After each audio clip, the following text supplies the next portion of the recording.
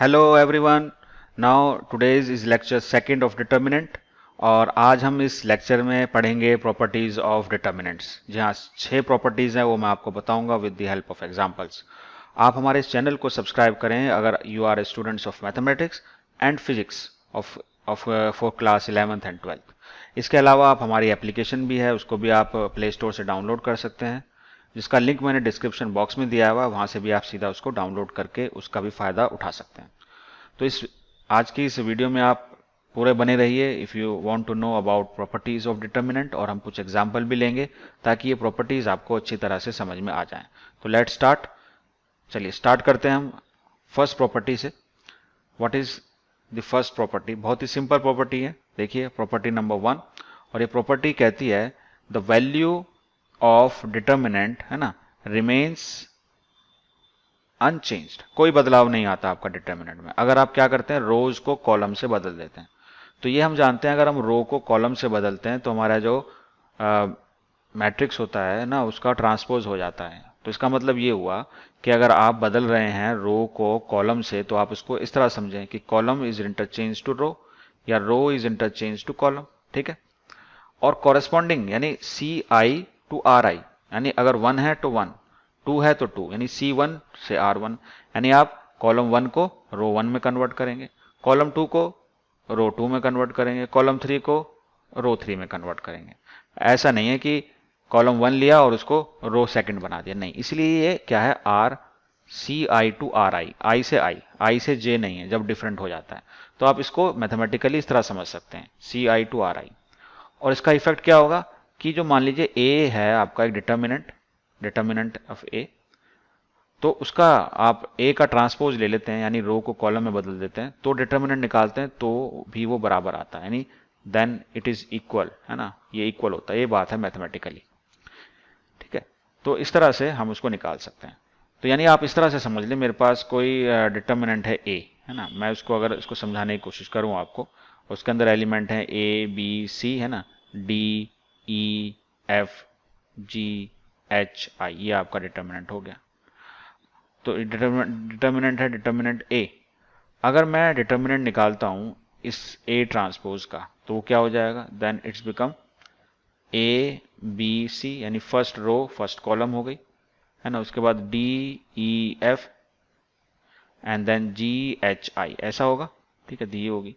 तो इसके अकॉर्डिंग, इस प्रॉपर्टी के अकॉर्डिंग, जो हमारा डिटर्मिनेंट ऑफ ए है इज इक्वल टू ट्रांसपोज, इसके ट्रांसपोज का डिटर्मिनेंट, वो दोनों बराबर होते हैं। ये आपकी बहुत ही सिंपल सी प्रॉपर्टी है। ओके, तो हम यहाँ निकाल लेते हैं। मान लीजिए डिटर्मिनेंट आपको बताया गया है, डिटर्मिनेंट है, और हम अगर ट्रांसपोज करके डिटर्मिनेंट निकालते हैं तो मान लीजिए मैं उसको बोलता हूँ डेल्टा। देखिए डेल्टा भी है, डिटर्मिनेंट को रिप्रेजेंट करने के लिए सिंबल का यूज होता है।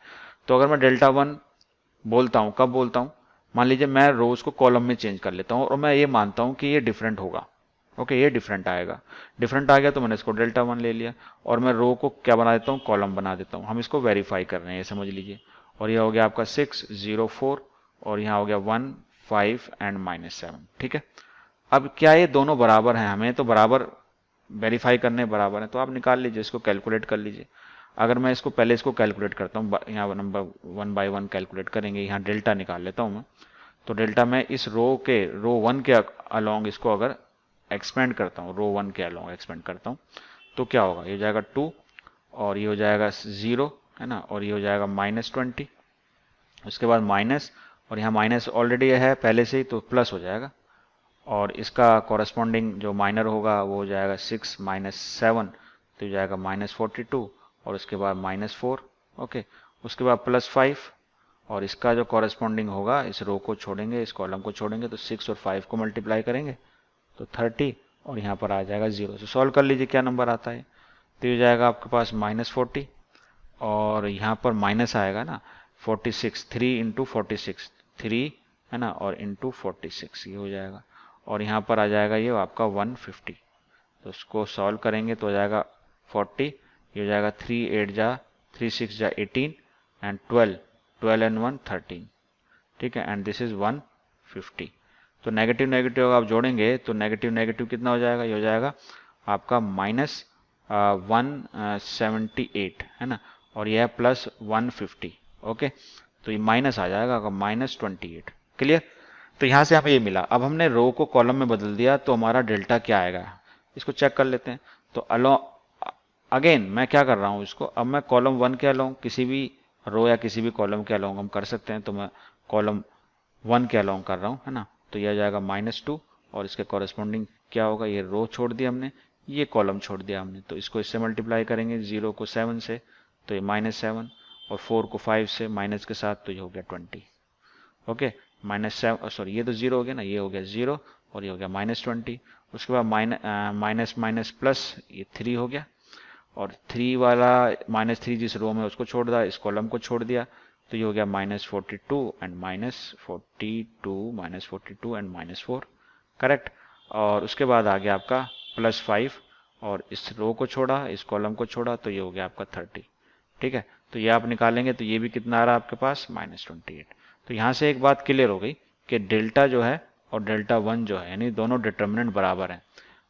कॉलम को रोज में बदलने के बाद जो आपका डिटर्मिनेंट आ रहा है वो भी सेम ही है जो बिना चेंज करे आ रहा था। ये प्रॉपर्टी थी और उसका एक वेरिफिकेशन था। चलिए अब ये प्रॉपर्टी नंबर 2 ध्यान से देखिए इसको। ये क्या कहती है, ये कहती है कि इफ 2 रोज, है ना, या कॉलम, 2 रो या 2 कॉलम को अगर आप क्या करते हैं, इंटरचेंज करते हैं, तो आपका डिटर्मिनेंट तो सेम रहता है लेकिन उसका साइन चेंज हो जाता है। साइन चेंज हो जाता है। मैथमेटिकली कैसे समझेंगे इसको आप ये समझेंगे किसी भी 2 रो को आप इंटरचेंज कर दें या किसी 2 कॉलम को आप इंटरचेंज कर दें, यानी 1 को 2 से या 1 को 3 से या 2 को 3 से, यानी डिफरेंट होगा। आर 1 को 1 से तो नहीं करेंगे, है ना, अपने आप से चेंज नहीं करेंगे। तो यहाँ RI टू RJ इंटरचेंज कर सकते हैं या CI टू CJ इंटरचेंज कर सकते हैं। तब आपका डिटर्मिनेंट में क्या होगा, डिटर्मिनेंट आपका वही रहेगा विथ अपोजिट साइन, साइन आपका सिर्फ डिफरेंट हो जाएगा। ठीक है, तो इसको समझने के लिए हम एग्जाम्पल ले लेते हैं। ठीक है, चलिए तो हमारा एग्जाम्पल ये है, इसके लिए एग्जाम्पल ये रहा आपका। इस एग्जाम्पल में आपको ये प्रॉपर्टी सेकंड जो है वो वेरीफाई करनी है। Verify this property second. Okay, this property second के लिए है। आपके पास जो डिटर्मिनेंट है ये वही है, आप ध्यान से देखें, जो हमने पिछले एग्जाम्पल में यूज किया था। ठीक है, अब हम किसी 2 रो को अगर चेंज करते हैं तो इसका तो हमें आंसर मालूम है क्या है, इसका आंसर अभी हमने निकाला, वो कितना था, -28 था। ठीक है, अगर मैं किसी 2 रो को या किसी 2 कॉलम को चेंज कर देता हूँ, है ना, यानी इंटरचेंज कर देता हूँ, मैं क्या करता हूँ, मैं करता हूँ R1, है ना, R1 को R2 से चेंज कर देता हूँ। चलिए, तो मेरा डिटर्मिनेंट क्या होगा, मान लेते हैं कोई डिटर्मिनेंट मेरा आएगा, डेल्टा आ गया आपका। ठीक है, तो डेल्टा आ गया, तो मैंने R1 और R2 को चेंज किया, तो ये तो हो जाएगा 6, 0, ये 4 हो जाएगा, और ये हो गया आपका 2 -3 एंड दिस इज 5, और आपकी जो रो थर्ड है वो एज इट इज रहेगी। अब इसको हमें सॉल्व करना है, तो मैं इसको एक्सपेंड कर सकता हूँ किसी भी रो या किसी भी कॉलम के अलोंग। तो मैं इसको रो 1 के अलोंग अगर एक्सपेंड करता हूँ तो क्या होगा, तो रो 1 के अलोंग करूंगा तो ये हो जाएगा 6, और 6 के कॉरेस्पॉन्डिंग जो आपका माइनर हो जाएगा वो हो गया यहाँ पर आपका +21 एंड -25 हो गया। उसके बाद 0 है तो यहाँ -0 और इसके अंदर जो भी वैल्यू आएगी उसको लिखने से कोई फायदा नहीं। उसके बाद +4 और 4 के कॉरेस्पॉन्डिंग हो गया 5, और 2 को मल्टीप्लाई करेंगे तो 10, और 1 और -3 को मल्टीप्लाई करेंगे तो -3, और माइनस यहाँ पहले से तो ये जाएगा +3। ओके, तो इसको सॉल्व करें तो देखिए कितना आता है, यहाँ बचेगा -4, तो 6 एंड -4 तो जाएगा -24, ये 0 हो गया, और यहाँ पर बचेगा ये 4 एंड +13 दैट इज 52, और ये हो जाएगा आपके पास 28। तो आप देख रहे हैं ये भी 28 है और ये भी 28 है, लेकिन साइन का फर्क है ना। मैंने इसको डेल्टा किया तो मैं इसको डेल्टा 1 कहता हूँ, तो जो मेरा डेल्टा 1 है वो क्या आ रहा है, that is minus of delta. तो 2 रो को या 2 कॉलम को चेंज करने से डेल्टा डेल्टा ही है लेकिन with opposite sign, sign change हो जाता है। किसी 2 रो को या किसी 2 कॉलम को आप इंटरचेंज कर दें, आपस में बदल दें, तो आपका डिटर्मिनेंट तो सेम आएगा लेकिन उसका साइन चेंज हो जाएगा। This was your property number second. अब प्रॉपर्टी थर्ड को भी देख लें आप।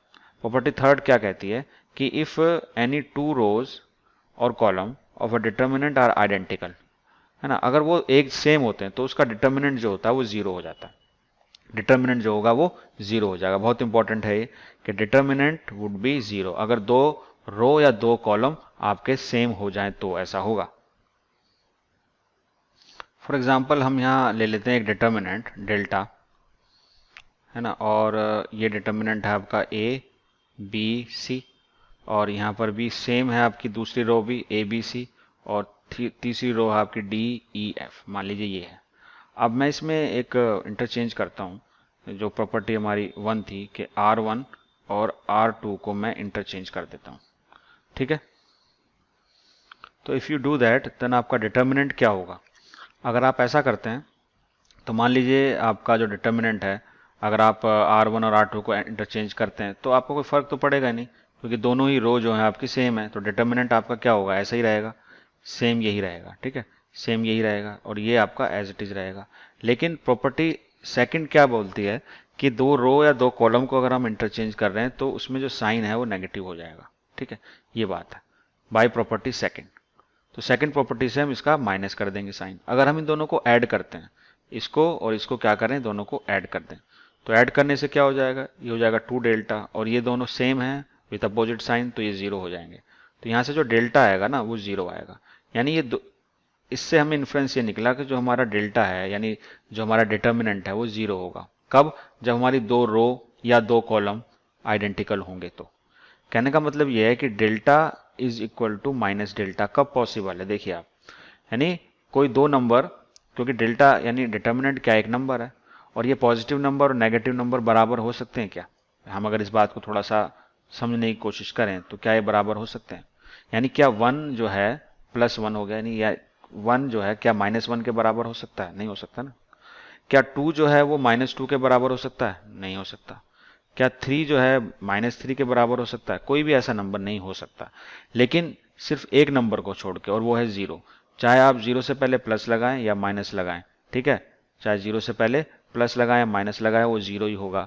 यानी डेल्टा ही की वैल्यू 0 होगी, तभी ये पॉसिबल है। तो ये आप समझें, डिटर्मिनेंट 0 होगा अगर आपकी रो, कोई भी दो रो आइडेंटिकल हो या कोई भी दो कॉलम आइडेंटिकल हो। ओके, तो इसका एग्जाम्पल भी हम यहाँ देख सकते हैं बड़े इजीली, और इसको हम कैलकुलेट करके दिखा भी सकते हैं कि ये 0 आएगा। तो मैं इसको एक्सपेंड करता हूँ रो 1 के अलोंग। अगर रो 1 के अलोंग एक्सपेंड करूंगा, यानी इस रो के अलोंग एक्सपेंड करूंगा, देखते हैं इसकी वैल्यू क्या आएगी। तो देखिए यहाँ पर पहले मैं लिखूंगा 3, ओके, 3 के बाद ये 3 छोड़कर और इसके कॉलम को छोड़कर इन दोनों को मल्टीप्लाई करूंगा आपस में, क्रॉस मल्टीप्लिकेशन। तो कितना हो जाएगा, 3 2 जा 6 है ना, और माइनस 2 3 जा 6, करेक्ट। उसके बाद जो नेक्स्ट है आपका, यानी आपका 2, इस रो में सेकंड एलिमेंट है 2, और उसके साथ आएगा माइनस आपका 2। तो इस रो को आप छोड़ देंगे, इस कॉलम को छोड़ देंगे, तो अब 2 और 3 मल्टीप्लाई होंगे तो 6 हो जाएगा, माइनस 3 × 3 तो हो जाएगा 9। ओके, देन आप लेंगे इसी रो का लास्ट एलिमेंट 3, और ये आएगा प्लस साइन के साथ, ठीक है। अब इस रो को और इस कॉलम को छोड़कर इनको आप मल्टीप्लाई करेंगे तो 2 2 जा 4 है ना, और 3 2 जा 6, तो ये -6 ऐसे आएगा, ठीक।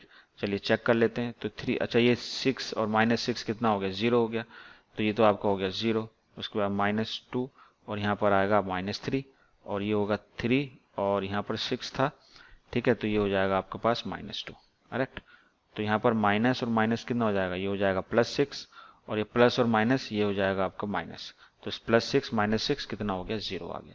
तो आप देख सकते हैं कि दो रो क्योंकि सेम थी, कौन कौन सी, रो 1 और रो 3 दोनों आइडेंटिकल थी। कोई भी दो रो बराबर हो या कोई भी दो कॉलम बराबर हो तो आपका रिजल्ट आप सीधा बेझिझक उसको इक्वल टू 0 लिख सकते हैं, है ना, और आप प्रूफ भी कर सकते हैं। चलिए अब हम बात करते हैं प्रॉपर्टी नंबर 4। प्रॉपर्टी नंबर 4 जो है इंपॉर्टेंट भी है, इसके दो मतलब भी निकल कर आएंगे, वो भी मैं आपको बताऊंगा। ये कहता है कि इफ ईच एलिमेंट ऑफ ए रो, है ना, और of a determinant is multiply by a constant k, अगर हम किसी रो को या किसी कॉलम को किसी नंबर से मल्टीप्लाई कर देते हैं तब क्या होता है, तब बड़ी इंपॉर्टेंट बात ये निकल कर आती है, then it's value gets multiply by k। यानी तब वो जो डिटर्मिनेंट को ही हम मल्टीप्लाई कर सकते हैं k से। अगर कोई नंबर किसी रो के साथ मल्टीप्लिकेशन में है या किसी कॉलम के साथ मल्टीप्लिकेशन में है ना, तो हम क्या कर सकते हैं, उसको हम लिख सकते हैं that is equal to that number multiply by the determinant, simple. जैसे हम इसको मैं आपको यहाँ पर कर भी दिखा देता हूँ। मान लीजिए आपका एक डिटर्मिनेंट है डेल्टा, हमने इसको इस तरह से लिखा, और अगर मैं इसके किसी रो को या किसी कॉलम को किसी नंबर से मल्टीप्लाई कर देता हूं तो डिटर्मिनेंट चेंज हो जाएगा, ठीक है। ऑब्वियसली बात है, ऐसी कोई प्रॉपर्टी नहीं है कि जिससे हम ये कहें कि चेंज नहीं होगा। अगर हम किसी रो को या किसी कॉलम को किसी नंबर से मल्टीप्लाई करेंगे तो डिटर्मिनेंट चेंज हो जाएगा। तो मान लेते हैं मैं इसको फर्स्ट रो को मल्टीप्लाई करता हूँ, है ना, फर्स्ट रो को मैं मल्टीप्लाई करता हूँ किससे, k से, k टाइम्स R1 लिख देता हूँ, तो मेरा डिटर्मिनेंट चेंज हो जाएगा। तो डिटर्मिनेंट को मैं लिखूंगा अब डिफरेंट, यानी डेल्टा 1 से रिप्रेजेंट करता हूँ। और मैंने क्या लिखा इसको, मैंने इसको लिखा k है ना इंटू A1 है ना, k into B1 and k into C1। और यहाँ पर आ गया A2, ये हो गया आपका B2, ये हो गया आपका C2, दिस इज A3 है ना, B3 and this is C3। तो ऐसा हमने किया। अब अगर हम इसको कैलकुलेशन करें और मैं इसको एक्सपेंड करूं रो 1 के अलोंग मैं इसको एक्सपेंड करता हूं, डिटर्मिनेंट निकालता हूं, तो ये हो जाएगा आपके पास k A1 है ना, और इस रो और इस कॉलम को छोड़ते हैं और इसको मल्टीप्लाई करेंगे तो ये हो जाएगा B2 C3, करेक्ट। उसके बाद माइनस साइन आएगा और सेकंड एलिमेंट आएगा आपका k B1 आएगा, और इस रो को जो हमने लिए उसको और इस कॉलम को छोड़ेंगे तो आपके पास ये आ जाएगा A2 C3 और माइनस A3 C2, करेक्ट। उसके बाद प्लस साइन के बाद ये एलिमेंट आएगा आपके पास k C1, ठीक है, और इस रो को छोड़ देंगे, इस कॉलम को छोड़ देंगे, अब इनको क्रॉस मल्टीप्लाई करेंगे तो ये आ जाएगा आपके पास A2 B3 minus A3 B2, correct. इतना आ गया। अब आप पूरे में से k कॉमन ले सकते हैं, k आप कॉमन ले सकते हैं, तो यहाँ क्या रह जाएगा A1 और ये हो जाएगा आपके पास B2 है ना, C3, इतना आ जाएगा यहाँ पर। ओके, ये एक मिनट, तो यहाँ पर एक ये चीज छूट गई है हमारी, के A1 के साथ B2 C3 है ना, और माइनस माइनस माइनस, तो यहाँ माइनस B3 है ना, और B3 C2, ठीक है, ये लिखेंगे तो यहाँ जाएगा आपके पास B3 C2 है ना। उसके बाद माइनस B1 और ये हो जाएगा आपके पास A2 C3 minus A3 C2, और यहाँ से भी k कॉमन चला गया तो C1 आ गया, और ये आपके पास आ गया A2 B3 minus A3 B2, ठीक है। आई बात समझ में। अब ये जितना भी मल्टीप्लिकेशन यहाँ पर लिखा हुआ है, ठीक है, अगर आप इसको एक्सपेंड करेंगे, देखिए यहाँ अगर हम इसको एक्सपेंड करते हैं, और कहाँ एक्सपेंड करते हैं, रो 1 के अलोंग ही एक्सपेंड करते हैं, तो ये कितना आएगा A1 और ये आ जाएगा आपके पास B2 C3 है ना, माइनस B3 C2, उसके बाद आएगा आपका B1 और इसके साथ मल्टीप्लिकेशन में आएगा A2 है ना, C3 माइनस A3 C2, और लास्ट जो है आपका C1, और C1 के साथ आएगा आपका A2 B3 minus A3 B2, ठीक है। तो ये जो पूरी टर्म है, आप देखें इसको, ये जो पूरी टर्म है, ये वाली ये जो टर्म है आपकी पूरी, ये सेम टर्म ही हमारी कहाँ आ रही है, ये आ रही है, यानी k के साथ जो फैक्टर में आ रही है वो यही टर्म आ रही है, ठीक है। तो यहाँ लिख सकते हैं it is equal to k time है ना, इसको हम k टाइम क्या लिख सकते हैं, इसके बराबर ही डिटर्मिनेंट के बराबर लिख सकते हैं, यानी k टाइम्स डिटर्मिनेंट जो आपका स्टार्टिंग में दिया हुआ था, यानी डेल्टा 1 क्या आ गया, डेल्टा 1 आपका आ गया k टाइम्स ऑफ डेल्टा। यानी हमने किया क्या, देखिए हमने क्या कि हमने k से मल्टीप्लाई किया इस रो को, तो k से मल्टीप्लाई करने पर ये डिटर्मिनेंट क्या बनकर आता है, k टाइम्स डिटर्मिनेंट, यही तो प्रॉपर्टी है। आप किसी भी रो को किसी नंबर से मल्टीप्लाई कर दें तो that number multiply by the determinant है ना। अगर आप 5 से मल्टीप्लाई करते हैं तो 5 इंटू डिटर्मिनेंट, ये बात है, ठीक है। तो इसको हम एग्जाम्पल से समझेंगे, उससे पहले हम इसके दो मतलब समझेंगे, इसके रिमार्क्स क्या है। देखिए ये कहता है पहली बात कि अगर हमारे पास किसी भी रो में से या किसी कॉलम में अगर कोई नंबर है जो फैक्टर में आ रहा है, सेम नंबर है ना, कैसा number, same number, common factor है, तो हम उसको बाहर ले सकते हैं बाय दिस प्रॉपर्टी। तो by property 4 we can take out any common factor from any row और फ्रॉम एनी कॉलम। तो हम ऐसा काम कर सकते हैं, और अगर हम ऐसा काम कर रहे हैं तो इसके बाद साथ आप ये ध्यान रखें, अगर हमारे पास कोई दो रो, एक रो जो है ना, वो प्रोपोर्शनल है किसी दूसरी रो के, है ना, if a corresponding elements of any two rows of a determinant are proportional है ना, then the value of this determinant is 0। तो मान लीजिए एक रो है R1, एक रो है R2, और R1 में कुछ फैक्टर्स हैं और हम उसको बाहर कॉमन ले लेते हैं, है ना, यानी अगर वो प्रोपोर्शनल है, R2 is proportional to R1, ठीक, तो क्या होगा, उसको हम कॉमन ले लेंगे और फिर प्रॉपर्टी 3 से उसको 0 कर देंगे, तो ऐसा होगा 0 होगा। इसको और अच्छे तरीके से समझने के लिए, समझ में नहीं आया होगा ये बात आपको, वो समझ में आएगी इसके एग्जाम्पल से। अब इस एग्जाम्पल को ध्यान से देखिए, दोनों जो चीजें थी वो यहाँ आपको क्लियर हो जाएंगी। इस डिटर्मिनेंट में अगर मैं इसको सॉल्व करता हूं तो क्या मैं इसको सॉल्व करूं एज इट इज, भाई किसी रो या किसी कॉलम के कर सकता हूँ, कोई ना कोई आंसर आएगा, ठीक है। लेकिन अगर मैं प्रॉपर्टी का स्मार्टली यूज करता हूँ तो मैं इस प्रॉपर्टी को इस तरह से लिख सकता हूँ, 102 के अगर मैं फैक्टर बनाता हूँ, है ना, 102 के अगर मैं फैक्टर बनाता हूँ तो 102 can be written as 6 times 17, okay. 18 can be written as 6 time 3 and 36 can be written as 6 times 6, okay.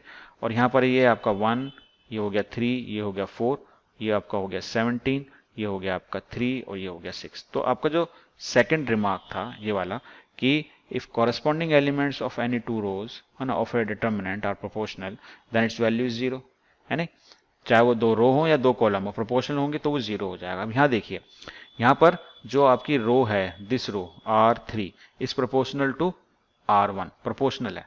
अभी जीरो हो जाएगा, इसको कैसे जीरो कैसे होगा, तो यहां मैं यूज करूंगा प्रॉपर्टी नंबर 6 का, सॉरी प्रॉपर्टी नंबर 4। प्रॉपर्टी 4 ये कह रही है कि मैं किसी भी फैक्टर को, है ना, जो कॉमन फैक्टर है उसको मैं बाहर ले सकता हूं। अभी हमने एक बात की थी, जैसे इसमें 6 मल्टीप्लाई हो रहा है, इसमें 6 मल्टीप्लाई हो रहा है, इसमें 6 मल्टीप्लाई हो रहा है, तो by property 4 I can write it as 6 and then the remaining जो भी आपका यहाँ बचेगा 17, 3, 6, 1, 3, 4, 17, 3, 6, ये हो गया। अब मैंने यहाँ क्या किया, मैंने यहाँ यूज की बाई, है ना, by property 4, by property 4, property 4 का यूज करते हुए मैंने इसको लिखा, ठीक। अब एक काम और करता हूं, अब आप यहां ध्यान से देखेंगे, ध्यान से क्या देखें कि ये जो आपकी रो है रो 1 और ये जो आपकी रो है रो 3, ये दोनों आइडेंटिकल है। तो हमारी प्रॉपर्टी 3 क्या कहती है कि ऐसा होने की वजह से इसकी वैल्यू कितनी हो जाएगी, इसकी वैल्यू हो जाएगी 0, है ना, और ये 6 है यहाँ पर, तो 6 टाइम्स 0 इज इक्वल टू 0। तो यही तो मतलब हुआ इसका। अल्टीमेटली आप एक सिंगल प्रॉपर्टी में देखें कि अगर कोई दो रोज, है ना, एक रो किसी दूसरी रो के प्रोपोर्शनल होती है तो उसका डिटर्मिनेंट क्या हो जाता है, 0 हो जाता है। ऐसा क्यों होता है, उसमें दोनों प्रॉपर्टी यूज होती हैं। प्रोपोर्शनल होने की वजह से जो कॉमन फैक्टर है उसको हम बाहर लेकर आ सकते हैं। ऐसा करने से फिर दो रो आइडेंटिकल हो जाएंगी, जिससे प्रॉपर्टी 3 का काम करेगी और वो उसको 0 कर देगी। तो जो भी आपने बाहर लिया है वो 0 से मल्टीप्लाई करने पर वो तो 0 ही हो जाएगा। तो ये बड़ी ही इंपॉर्टेंट प्रॉपर्टी है, ओके। चलिए अब है प्रॉपर्टी नंबर 5। ये प्रॉपर्टी क्या कहती है, इसको पढ़ लेते हैं पहले। ये कहती है इफ सम और ऑल एलिमेंट्स ऑफ ए रो और ए कॉलम, देखिए जो भी प्रॉपर्टी हो सारी रो पे लगाओ या कॉलम पे लगाओ, इसलिए हाँ लिखा होता है रो और column, of a determinant are expressed as sum of two और मोर टर्म्स, यानी किसी रो में या किसी कॉलम में अगर टर्म्स जो है वो सम में लिखी हुई है, दो टर्म हो उसके अंदर या तीन टर्म हो या चार टर्म, है ना, then the determinant can be expressed as sum of two और मोर डिटर्मिनेंट। अगर किसी रो में दो टर्म है तो उसके दो डिटर्मिनेंट बन जाएंगे। अगर तीन रो हैं, सॉरी तीन टर्म है तो तीन डिटर्मिनेंट बन जाएंगे। चार टर्म है ना, चार टर्म है तो चार डिटर्मिनेंट बन जाएंगे। जैसे फॉर एग्जांपल यहाँ पर आप देखें, इसके अंदर आप देखेंगे ना तो आपका ये जो रो है आपकी, ये रो है ना और ये रो, इसको छोड़ दें आप, ये सिंगल सिंगल एलिमेंट है, इसमें डबल है आपका, दो टर्म है। तो यहाँ कितने बन गए आपका, एक तो बन गया ये वाला, एक तो डिटर्मिनेंट ये बन गया और एक डिटर्मिनेंट ये बन गया। कैसे बना, बनाने के लिए जो चीज है, जैसे ये वाली जो चीज है ये और ये दोनों इसमें सेम है, रिपीट हो रही है, ठीक है। अब यहाँ पर सम है a1 प्लस लैम्डा 1, तो एक बार आप a1 लिखेंगे और दूसरे में आप लैम्डा 1 लिखेंगे। और अगर मान लीजिए तीन होते हैं यहाँ पर, a1 प्लस लैम्डा 1 प्लस मान लीजिए k1 होता, तो यहाँ पर तीन डिटर्मिनेंट बन जाते, चार होते तो चार बन जाते। तो बहुत सिंपल सी है, आप किसी भी टर्म को ऐसे एक्सप्रेस कर सकते हैं, ठीक है। तो इसको थोड़ा सा और अगर समझना चाहते हो तो हम इसके हेल्प से इस क्वेश्चन को बड़े आसानी से प्रूव कर सकते हैं कि ये जीरो है। इसके अंदर आप प्रॉपर्टी लगाएंगे, प्रॉपर्टी लगाकर सोल्व करना चाहेंगे तो बहुत मुश्किल हो जाएगा। तो प्रॉपर्टी का तो यूज यही है कि प्रॉपर्टी अगर आपको मालूम है तो आपका काम आसान हो जाता है और आप डिटर्मिनेंट को इजीली सॉल्व कर पाते हैं, ठीक है। प्रॉपर्टी के अलावा कुछ और भी चीजें होती हैं जिसको आप ध्यान में रखेंगे तो डिटर्मिनेंट ईजी हो जाता है। चलिए हम इसको यहाँ पर प्रूफ करना चाहते हैं। अगर हम प्रूफ करना चाहते हैं, यानी ये जो हमारा डिटर्मिनेंट है ए, है ना, इसको मैं लिख लेता हूँ पहले ए बी सी, और ये क्या है आपका a प्लस 2x, ये आपका b प्लस 2y और ये आपका c प्लस 2z, और यहाँ पर आपका x, ये है y और ये है z, ओके। अब इसको हम कैसे लिख सकते हैं, इसको हम लिख सकते हैं a, ठीक है। अब देखिए a हो गया, b हो गया, c हो गया और नीचे वाला आपका x हो गया, y हो गया, z हो गया। ऐसा होने के लिए दो रो का या दो कॉलम का सेम होना जरूरी है। जैसे यहाँ पर a b c है ना, और x y z है, तो ये हो गया आपका a b c, ये हो गया आपका एक्स वाई जेड, ये सेम है, ऐसे लिख देंगे। क्योंकि दो बार क्यों लिखा मैंने, क्योंकि आपका जो रो 3 है इसमें दो टर्म आ रही है, तो पहली टर्म पहले वाले में लिख दीजिए आप, ए हो गया, बी हो गया और यहाँ सी हो गया, और जो दूसरी टर्म है ना, कॉरेस्पॉन्डिंग जो दूसरी टर्म्स आ रही हैं उसको यहाँ लिख सकते हैं। तो ये हो गया 2x, ये हो गया आपका 2y और ये हो गया आपका 2z। करेक्ट। अब आगे इसको सॉल्व करें। आगे सॉल्व करने से पहले आप देखेंगे कि ये जो है आपका यहाँ पर इस पहले डिटर्मिनेंट में ये जो रो है आपकी, ये जो रो है R1 और ये जो रो है R2, ये दोनों बराबर है। ऐसा होने से अगर दो रो बराबर होती हैं तो इसकी वैल्यू कितनी हो गई, 0 हो गई, है ना। और प्रॉपर्टी कौन सी यूज हुई, प्रॉपर्टी 3 हमने यूज की यहाँ पर। अब आगे क्या रहा, आगे अब हमारे पास रह गया सिर्फ इतना। अब हमारे पास प्रॉपर्टी 4 क्या कहती है कि यहां पर अगर कोई एक रो किसी दूसरी रो के प्रोपोर्शनेट है ना, तो उसकी वैल्यू क्या हो जाएगी, 0 हो जाएगी। तो यहां पर हम उसको 0 कर सकते हैं बाय प्रॉपर्टी 4। तो ये जो टर्म है ये भी कितनी हो जाएगी, 0 हो जाएगी इसमें। लेकिन प्रॉपर्टी कौन सी लगी, प्रॉपर्टी 4 लगेगी। पहले प्रॉपर्टी 4 से क्या होगा, 2 हम बाहर ले आएंगे। अच्छा, इसमें दोनों का ही प्रॉपर्टी 4 एंड प्रॉपर्टी 3, इसमें दोनों ही प्रॉपर्टी का यूज होगा। पहले 2 बाहर आ जाएगा बाय प्रॉपर्टी 4, उसके बाद ये हो जाएगा X Y Z second row, और थर्ड रो भी हो जाएगी एक्स वाई जेड, कॉमन हो गई, है ना, सॉरी आइडेंटिकल हो गई। तो आइडेंटिकल मतलब थर्ड प्रॉपर्टी मतलब 0 हो गई। तो अल्टीमेटली क्या आ गई इसकी वैल्यू, अल्टीमेटली ये आ गया 0। बस हैंस प्रूव्ड, हैंस प्रूव्ड। तो कितना आसान हो गया, अगर हम इस प्रॉपर्टी को जानते हैं तो इस तरह से इजी हो जाता है। चलिए नेक्स्ट है, लास्ट प्रॉपर्टी है इसकी, 6 प्रॉपर्टी, बहुत बड़ी है देखने में, तो इस बार पढ़ लेते हैं एक बार। ये कहता है कि if each element of any row और कॉलम ऑफ अ डिटर्मिनेंट, है ना, the equimultiples of corresponding elements of the row और column are added, the value of the determinant remains the same, है ना। यानी आप इसमें एलिमेंट्री ट्रांसफॉर्मेशन करते हैं, यानी किसी रो में या किसी कॉलम में, यानी मान लीजिए रो में अगर आप इस तरह से करते हैं कि उस रो में कुछ मल्टीप्लाई करने के बाद उस रो में किसी स्केलर को किसी दूसरी रो के कॉरेस्पॉन्डिंग एलिमेंट से मल्टीप्लाई करने के बाद ऐड करते हैं, जैसा हम मैट्रिसेस में करते थे, तो आपका डिटर्मिनेंट यहाँ भी चेंज नहीं होता। ठीक है, तो आप ये रो के साथ भी कर सकते हैं और ये कॉलम के साथ भी कर सकते हैं। इसको अच्छे तरीके से समझने के लिए हम सीधे पहुंचते हैं क्वेश्चन के ऊपर। ठीक है, क्वेश्चन पे आएंगे और हम आगे इसको क्वेश्चन में लेंगे भी, लेकिन यहाँ थोड़ा सा हम समराइज कर दें जो भी आपने अब तक प्रॉपर्टी पढ़ी है। तो आप एक नज़र इन सब प्रॉपर्टीज़ पर डाल सकते हैं। पहली प्रॉपर्टी थी कि वैल्यू जो है डिटर्मिनेंट की चेंज नहीं होती अगर हम रोज़ को कॉलम्स में चेंज कर देते हैं। प्रॉपर्टी 2 ये कहती है कि अगर हम दो रोज़ या दो कॉलम्स को चेंज करते हैं तो उसका साइन चेंज हो जाता है। प्रॉपर्टी 3 ये कहती है कि दो रोज़ या दो कॉलम अगर आइडेंटिकल हो तो डिटर्मिनेंट 0 हो जाता है। प्रॉपर्टी 4 ये कहती है कि हम अगर किसी रो को या किसी कॉलम को किसी स्केलर के साथ मल्टीप्लाई करते हैं तो वो स्केलर उस डिटर्मिनेंट के साथ मल्टीप्लाई हो जाता है। प्रॉपर्टी 5 ये कहती है कि हम किसी भी डिटर्मिनेंट को दो डिटर्मिनेंट में या तीन डिटर्मिनेंट में लिख सकते हैं अगर किसी रो में या किसी कॉलम में दो या तीन टर्म हैं। और प्रॉपर्टी 6 कहती है कि हम एलिमेंट्री ट्रांसफॉर्मेशन करते हैं तो हमारी डिटर्मिनेंट में कोई चेंज नहीं होता। तो अब हम आते हैं सीधा क्वेश्चन के ऊपर और कुछ क्वेश्चन ट्राई आउट करते हैं। सबसे पहला ये आपका एग्जाम्पल है, एग्जाम्पल 11 एनसीईआरटी का, और हमें इसको प्रूव करना है a क्यूब। अब हमारे पास प्रॉपर्टी की नॉलेज है, लेकिन प्रॉपर्टी की नॉलेज होने के अलावा आपको एक बहुत ही इंपॉर्टेंट चीज़, एक बहुत ही इंपॉर्टेंट कंसेप्ट मालूम होना चाहिए। तो एक कॉन्सेप्ट जो है वो आपके दिमाग की थोड़ी सी बत्ती जलाएगा, है ना। इस तरह से आप समझेंगे। आपको करना क्या है, किसी भी एक रो में 3x3, है ना, डिटर्मिनेंट की हम बात कर रहे हैं, तो हम क्या करेंगे, हमारा जो एम होना चाहिए या हमारा जो टारगेट होना चाहिए वो क्या होना चाहिए, किस तरह से हम अपनी इसको आगे बढ़ाएंगे डिटर्मिनेंट को सॉल्व करने के लिए। सबसे पहला जो स्टेप आपका होगा, स्टेप 1, आप क्या करें, किसी भी रो में या किसी भी कॉलम के अंदर आप क्या करें, आप ट्राई करें कि आपके पास 1 1 1 आ जाए, सभी में 1 1 आ जाए। ऐसा करने से आपको हेल्प ये मिलती है, यानी आप सेकंड स्टेप पर आ जाते हो कि आप इसमें से इसको माइनस कर सकते हो, है ना, और इसमें से इसको भी माइनस कर सकते हो। तो माइनस करने से आपके पास क्या आ जाते हैं, आपके पास दो जीरो क्रिएट हो सकते हैं और थर्ड कोई वैल्यू होगी, तीनों जीरो आ जाएंगे तो आपका डिटर्मिनेंट ही 0 हो जाएगा, बहुत ही सिंपल हो जाएगा। यानी पहले आप 1 1 1 क्रिएट करें और उसके बाद आप 0 0 करें। आप डायरेक्टली सेकेंड स्टेप पे भी आ सकते हैं क्योंकि अल्टीमेटली तो हमें 0 ही क्रिएट करना है। तो जैसे आपको 1 1 1 दिखाई दे तो आपको थोड़ा सा दिमाग में बात आनी चाहिए, आपकी बत्ती जलनी चाहिए कि बस काम अब आसान हो गया, आपको रास्ता मिल गया कि आप हमें करना क्या है। ठीक है, या आप जीरो भी डायरेक्ट कर सकते हैं। अब इस क्वेश्चन को आप देखें, इस क्वेश्चन को आप देखें तो आपको ये प्रूव करना है कि this is equal to A cube. ये बहुत बड़ा डिटर्मिनेंट है। आपके पास प्रॉपर्टी की नॉलेज है वो भी आप लगा सकते हैं, लेकिन यहाँ मुझे प्रॉपर्टी कोई ऐसा हेल्प नहीं मिल रही कि प्रॉपर्टी मैं यहाँ पर लगाऊं। तो क्या मैं क्या 1 1 1 क्रिएट कर सकता हूँ? पहला मेरा ये अप्रोच होनी चाहिए। तो मैं अगर सभी रो को ऐड कर दूं R1 R2 R3, तो कोई चीज अगर कॉमन निकल कर आती है तो कॉमन निकल के आने से हम क्या कर सकते हैं, उसको बाहर ले सकते हैं। तो यहां हम देख रहे हैं कि अगर इस क्वेश्चन के अंदर मैं अगर ऐड करता हूं सभी को, तो कोई भी रो में सभी फैक्टर कॉमन नहीं हो रहे। तो लेकिन मैं यहाँ एक चीज देख रहा हूँ कि मैं सेकंड रो में जीरो क्रिएट कर सकता हूँ अगर मैं ए को इसमें से 2 टाइम्स माइनस कर दूं।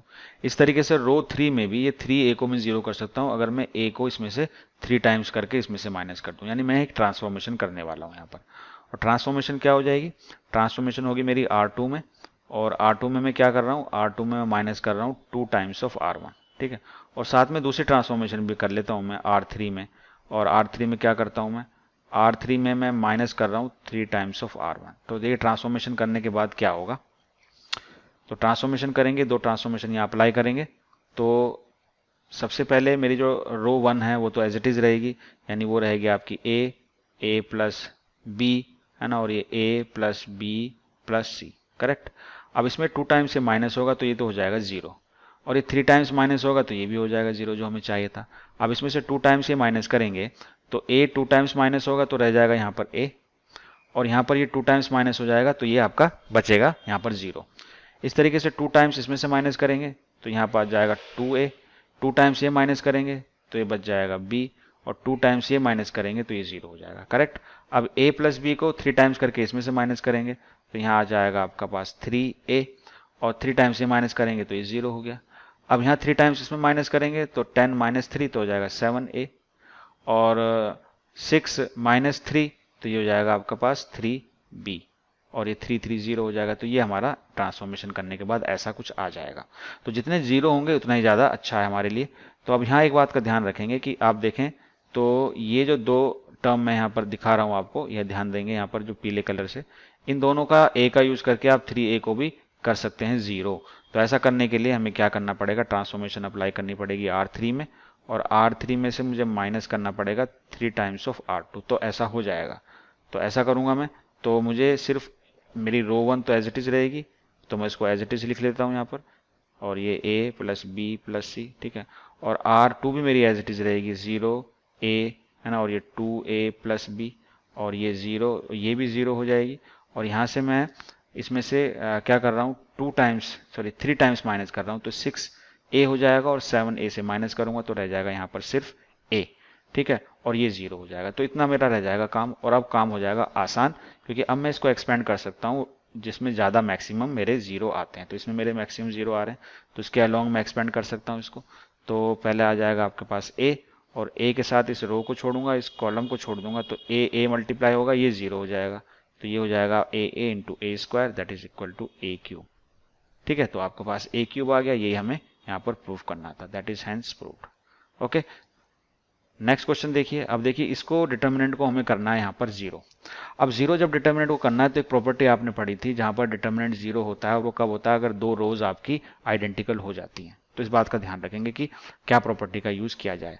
अब इसको मुझे आइडेंटिकल करने के लिए किस तरह से मैं आइडेंटिकल कर सकता हूँ, तो थोड़ा सा आप यहाँ देखें, आपको एक बात समझ में आएगी कि x प्लस वाई में अगर मैं z मिला दूं तो हो जाएगा x प्लस वाई जेड। इस तरह से y प्लस जेड में x मिला दूं तो ये भी x plus Y plus Z हो जाएगा, और इसमें y मिला दूं z प्लस x में तो ये भी x plus Y plus Z आ जाएगा। यानी यहाँ पर फोर्थ प्रॉपर्टी लगाकर हम इसको बाहर कॉमन ले सकते हैं। ठीक है, तो यहाँ एक ट्रांसफॉर्मेशन मुझे करना पड़ेगा जो कि मेरा एक प्रॉपर्टी है, और इस ट्रांसफॉर्मेशन में क्या करूंगा, मैं R1 में क्या कर रहा हूं, मैं R1 में R2 को ऐड कर रहा हूं, R1 प्लस R2। तो ऐसा करने से मेरा जो डिटर्मिनेंट है वो क्या होगा, चेंज नहीं होगा, सेम रहेगा। तो मेरा ये हो जाएगा x plus Y plus Z हो जाएगा, और ये भी क्या हो जाएगा, x plus Y plus Z होगा, रीअरेंज भी कर रहा हूं मैं साथ साथ, और ये x plus Y plus Z हो गया। ठीक है, ये तो एज इट इज रहेगा z, ये x, ये y, और ये आपका 1, ये 1 और ये 1। नाउ बाय यूजिंग प्रॉपर्टी 4 मैं इसको कॉमन ले सकता हूँ। अगर ये मेरी term x plus Y plus Z common आ जाएगी तो यहाँ क्या रह जाएगा, 1 रह जाएगा, और जैसे ये 1 होगा तो मेरी दो रोज आइडेंटिकल हो जाएंगे, यानी यहाँ भी 1, यहाँ भी 1, यहाँ भी 1, ये भी 1, तो फिर क्या होगा, फिर ये 0 हो जाएगा। ओके, यानी ये जो डिटर्मिनेंट है अल्टीमेटली क्या होने वाला है, 0 होने वाला, और ये प्रूफ हो जाएगा। तो प्रॉपर्टी 4 और प्रॉपर्टी 3 का यूज कर हम इसको 0 कर सकते हैं। Okay, now next, this is your evaluate करना, यानी इसकी वैल्यू हमें निकालनी है, हमें प्रूफ नहीं करना है यहाँ पर। और मुझे क्या एक चीज मैंने बताई थी ना, जैसे ही आप देखोगे कि 0 1 1 है, अगर 1 1 आपको मिल जाएगा तो यानी आपको रास्ता समझ में आ गया कि हमें करना क्या है। अब यहाँ देख रहे हो कॉलम इसमें तीनों 1 दिए हुए हैं आपको, तो इसका यूज कर हम सेकंड स्टेप पे आ सकते हैं, इसको 0 कर सकते हैं। अब 0 कैसे करें, अब आप क्या कर सकते हो, R2 में से, है ना, R2 में से आप R2 में से R1 माइनस कर दो, है ना, और साथ R3 में से भी आप R3 में से भी आप R1 माइनस कर दो, ठीक है ना, ऐसा कर सकते हैं। जब ऐसा करेंगे तो हमारा डिटर्मिनेंट तो चेंज नहीं होगा, यानी हमारी फर्स्ट रो तो एज इट इज रहेगी ए बी, है ना, और ये बी सी, और इसमें से आप इसको माइनस करोगे तो ये 0 आ गया, इसमें से इसको माइनस करोगे तो ये जाएगा बी माइनस ए, और इसमें से इसको माइनस करोगे तो ये जाएगा बी, सॉरी, यस यस, ये हो जाएगा आपका बी सी ए माइनस बी सी, ठीक है।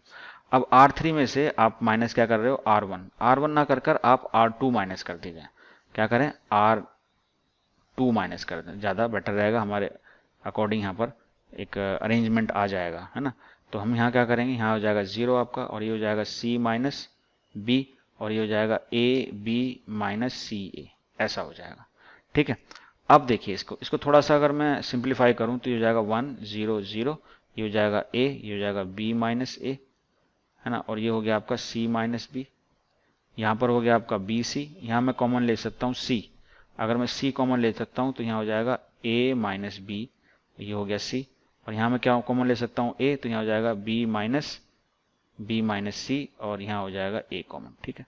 अब इसमें से कॉमन आ जाएगा, कॉमन क्या आ जाएगा, कॉमन क्या ले सकते हैं, कॉमन हम यहाँ ले सकते हैं बी माइनस ए यहाँ से, और इसमें से सी माइनस बी कॉमन ले सकते हैं, तो ये साइन रिवर्स हो जाएगा इसका, और कॉमन आ जाएगा साथ में। तो कॉमन अगर मैं लेता हूँ, ठीक है, अगर मैं कॉमन लेता हूँ देन इट्स बिकम, एक तो मैं क्या ले रहा हूँ, बी माइनस ए कॉमन ले रहा हूँ और R1 R2 में से, और R3 में से मैं ले रहा हूँ सी माइनस बी कॉमन ले रहा हूँ, ठीक है। डिटर्मिनेंट मेरा बचेगा 1 0 0, यहाँ हो जाएगा आपके पास ए, ये हो जाएगा बी सी, ये हो जाएगा 1, ये हो जाएगा 1, और यहाँ पर हो जाएगा माइनस सी, और यहाँ हो जाएगा माइनस ए, ठीक है। अब इसको मैं एक्सपेंड कर देता हूँ, किस कॉलम कह लूँ, मैं इसको एक्सपेंड कर देता हूँ C1 कह लूँ, चलिए करते हैं इसको, तो हो जाएगा b माइनस ए, और ये हो गया आपके पास C माइनस बी, और यहाँ पर ये रो ये कॉलम को छोड़ूंगा मैं, तो यहाँ आ जाएगा माइनस ए और माइनस माइनस प्लस सी, ठीक है।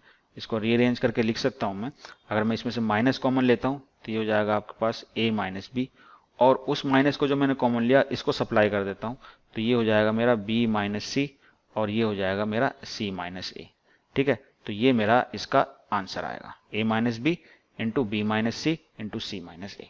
ओके, चलिए और हम एग्जाम्पल लेते हैं।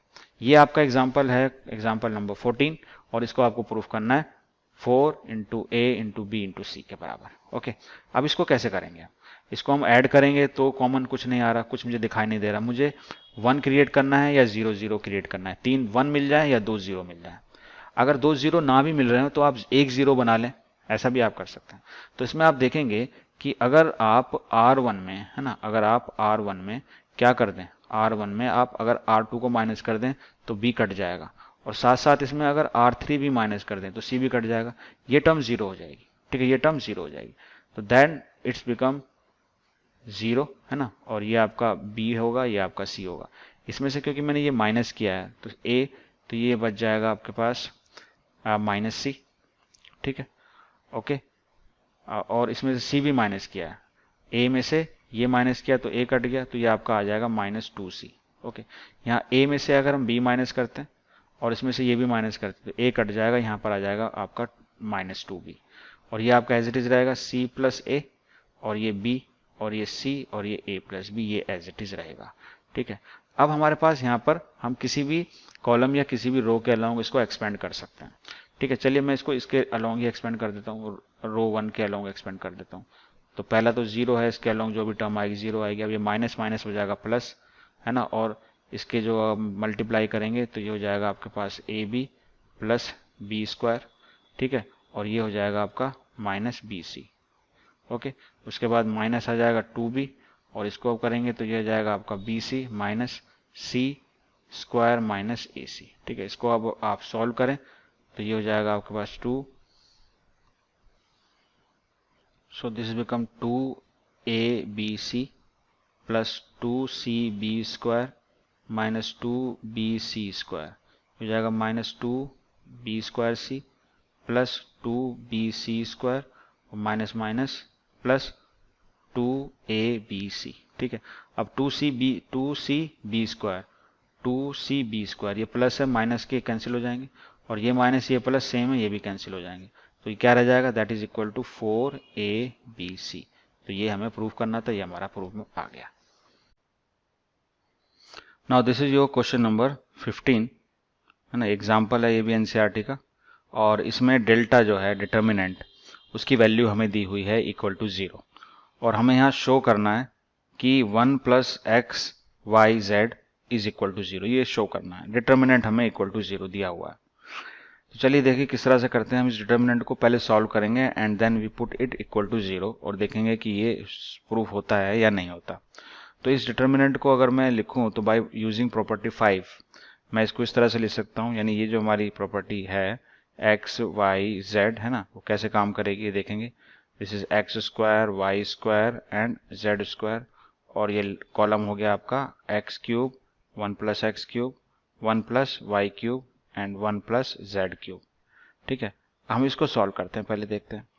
तो बाय यूजिंग प्रॉपर्टी 5 में हमें क्या होगा, ये जो दो कॉलम है ये एज इट इज आ जाएंगे एक्स वाई जेड, और ये भी हो जाएगा आपके पास X square Y square and Z square. तो इसको हमें एक्सपेंड करना है। अब इसमें क्योंकि एक कॉलम में दो टर्म है तो यहाँ पर ये दो डिटर्मिनेंट में स्प्लिट हो जाएगा, और जब ऐसा करते हैं तो दो रोज या दो कॉलम सेम होते हैं। तो यहाँ पर देखेंगे कि first these two columns are same. ठीक है, अब इसमें जो होगा, जो हमारा थर्ड कॉलम होगा उसमें पहले फर्स्ट टर्म आ जाएगी, यानी यहाँ पर आ जाएगा आपके पास 1 1 1, और सेकंड टर्म इस वाले डिटर्मिनेंट में आ जाएगी, यानी एक्स क्यूब और ये वाई क्यूब और ये जेड क्यूब। ठीक है, इस तरह से इसको हम स्प्लिट कर सकते हैं।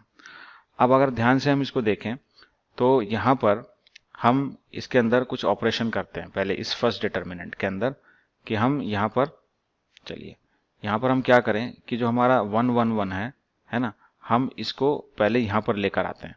क्योंकि पहले अगर हम सेकंड डिटर्मिनेंट में, चलिए देखते हैं पहले सेकंड डिटर्मिनेंट में, अगर हम फर्स्ट रो में से x कॉमन ले सकते हैं, सभी में x है।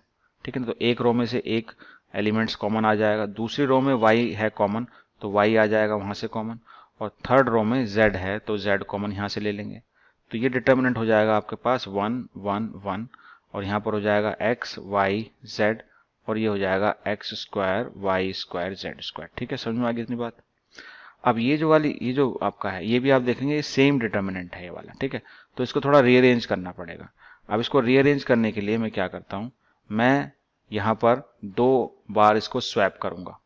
अब वो स्वैपिंग क्या होगी, तो मैं स्वैपिंग यहाँ लिख देता हूँ, यानी पहले मैं क्या करूंगा C3, यानी जो 1 1 1 है मैं इसको पहले लेकर आऊंगा कॉलम 2 में कन्वर्ट कर लूंगा, कॉलम 2 में आ जाएगा। ठीक है, तो 1 1 1 यहाँ आ जाएगा और X square Y square Z square ये थर्ड कॉलम में आ जाएगा। ऐसा करने के बाद जब ऐसा हो जाएगा, है ना, तो मैं इस 1 1 को यहाँ पर लेकर आऊंगा, यानी C2 जो था अब उसको मैं लेकर आऊंगा C1 में।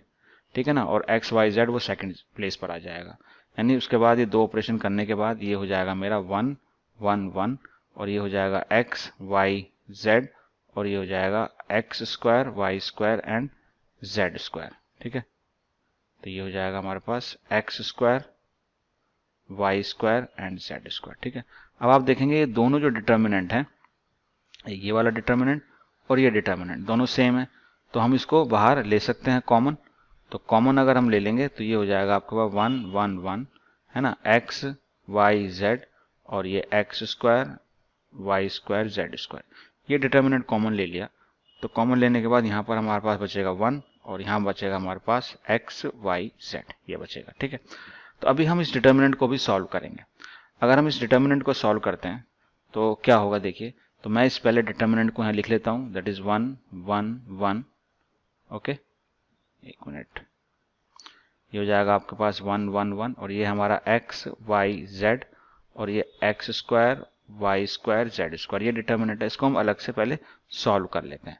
सॉल्व करने में क्या करता हूँ मैं, पहले इस रो को अगर मैं इसमें से माइनस करता हूँ, है ना, और सेकंड रो को थर्ड में माइनस करता हूँ। यानी यहाँ पर मैं जो ऑपरेशन करने वाला हूँ उसमें क्या करता हूँ, मैं पहले R2 में, है ना, R2 में मैं माइनस कर रहा हूँ R1 और R3 में मैं माइनस करता हूँ R2। ठीक है, ऐसा करने पर मेरा ये डिटर्मिनेंट क्या हो जाएगा, फर्स्ट रो तो एज इट इज रहेगी x y and x square, ये हो जाएगा 1 1 0 हो जाएगा। ठीक है, और ये हो जाएगा आपके पास y माइनस एक्स और ये हो जाएगा y square minus x square. Third row में ये 0 हो जाएगा और ये हो जाएगा z माइनस वाई और ये हो जाएगा z square minus y square. ठीक है, ऐसा हो गया। क्योंकि हमारे पास जो हमारा टारगेट होता है किसी भी रो में या कॉलम में 1 1 होना, तो वो यहाँ पर था। उसके बाद सेकंड स्टेप होता है 2 0 क्रिएट करना, तो वो 0 क्रिएट हो गए। अब क्या करें, अब देखेंगे हम इसमें से कॉमन ले सकते हैं हम सेकंड रो में से। अब सेकंड रो में से क्या कॉमन लें, सेकंड रो में से कॉमन आ सकता है आपका y माइनस एक्स, तो y माइनस एक्स कॉमन ले लिया हमने सेकंड रो से। और थर्ड रो से z माइनस एक्स कॉमन आ सकता है, z माइनस वाई, सॉरी। ठीक है, तो डिटर्मिनेंट क्या रह जाएगा, ये हो जाएगा 1x और ये एक्स स्क्वायर, ये तो 0 0 ही होगा।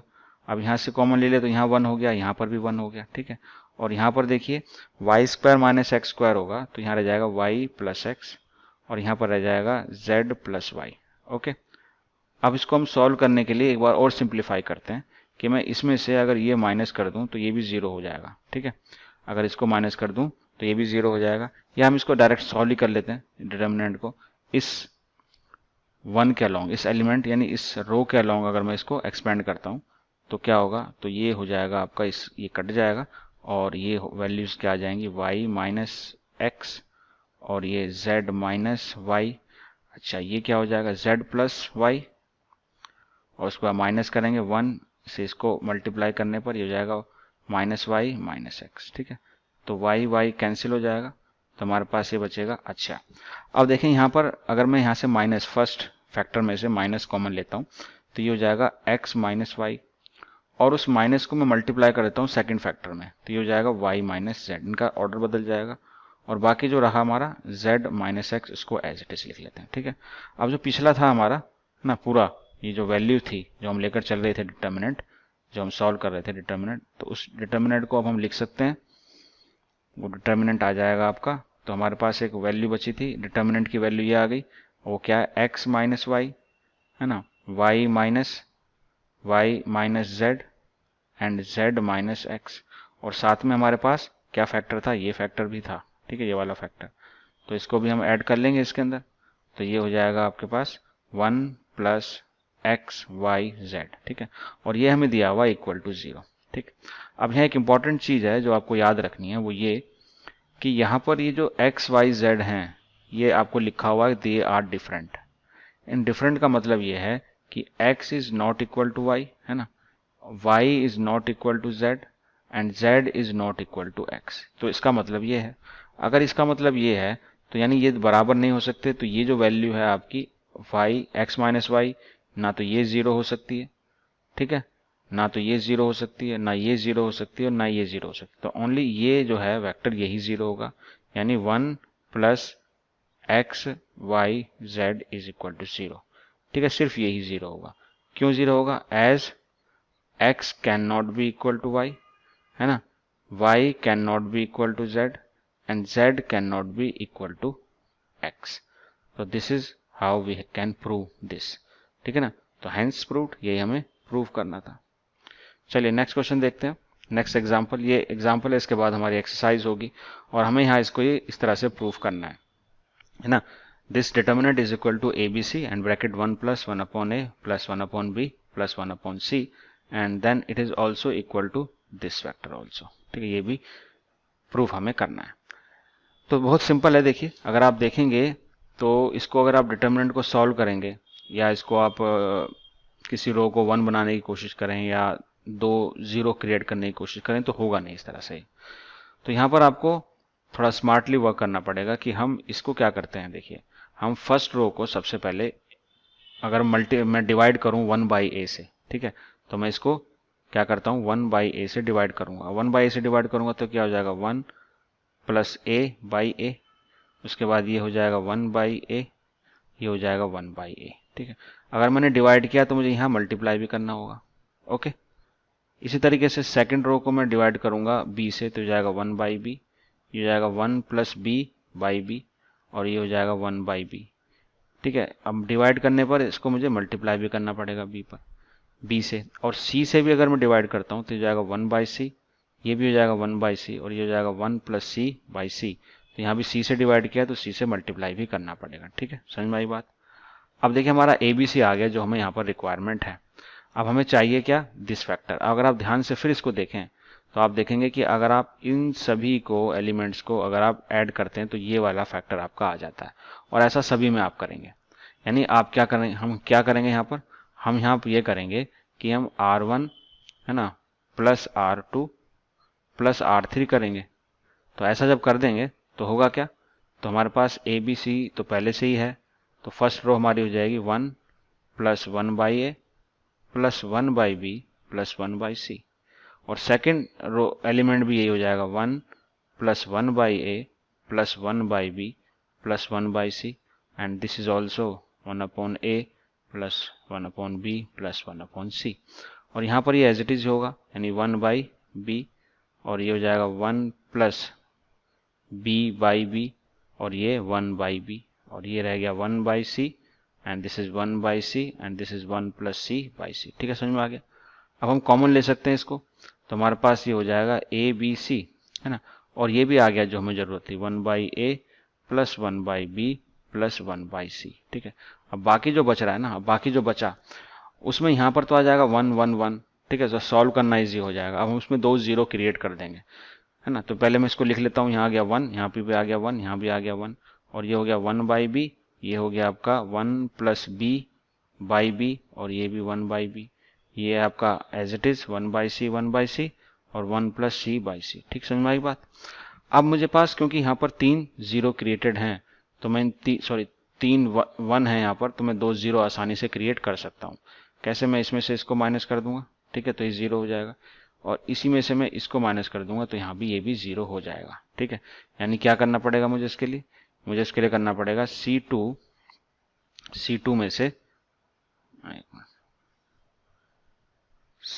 में से मैं C1 माइनस करूंगा, और C3 में से भी मैं C1 माइनस करूंगा। ठीक है, तो मेरी टर्म क्या हो जाएगी, then it will become ABC, है ना, ये चाहिए मुझे।